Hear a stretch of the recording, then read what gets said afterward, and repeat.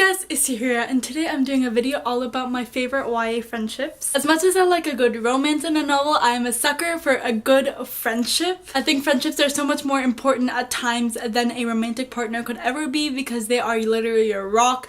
They keep you sane and they literally help you through life. Like, I don't know what I would do without my friends, so here I am doing a video about my favorite friendships that I think are so amazing. The first book is a book that I've mentioned over and over and over again on my channel so many times, and that is A List of Cages by Robin Rowe. A List of Cages follows the main character Adam, who is an assistant to the school psychologist, and one day when that psychologist sends him to find someone that's been avoiding their appointment, he goes out to find them, and then he finds out that the person who's been skipping his appointments is in fact his foster brother from 5 years ago named Julian. I've mentioned this so many times, but I love their friendship. It's like a brotherly friendship, but it's so good because Adam really cares for Julian. He really watches out for him and takes care of him through his child abuse, which is a trigger warning on this book is child abuse, which is because it has some graphic scenes of it in this book. But I love it's just so adorable and I love it, and I can't stop raving about this book. If you have not read this book, I highly recommend you pick it up.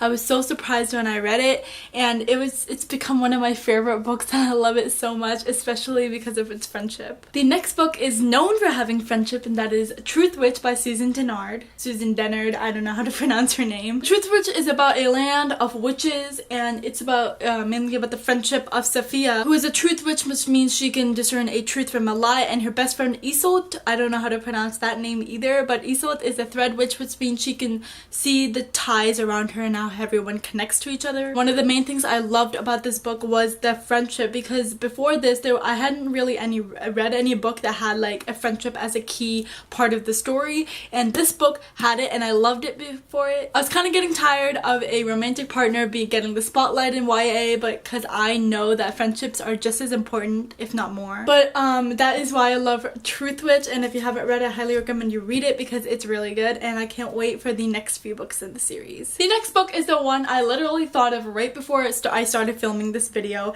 and because I was like, why, like, this is literally one of my favorite friendships, and that is the friendship between Isabel, Jace, and Alec in City of Bones. Isabel, Jace, and Alec just have this not just like a sibling, just like a friendship, like just so nice. I don't know how to explain it. They are friends through thick and thin. They help each other with everything. There's a lot that goes down in this whole series. They're with each other the whole way. It's one of the reasons I love reading their scenes and their banter and their conversation, because I love their dynamic and how they work together. Also, the friendship between Simon and Clary, I also love that because it's just so pure and wholesome, and they're truly best friends, and I love that. Again, but they're with each other through the hard times, through the good times, and I basically love the friendships in this book, and that's one of the many reasons why I love this series. The next book is a book that I actually haven't heard on BookTube like ever, and that is An Abundance of Catherines by John Green. This book I've literally heard never ever in my life on BookTube,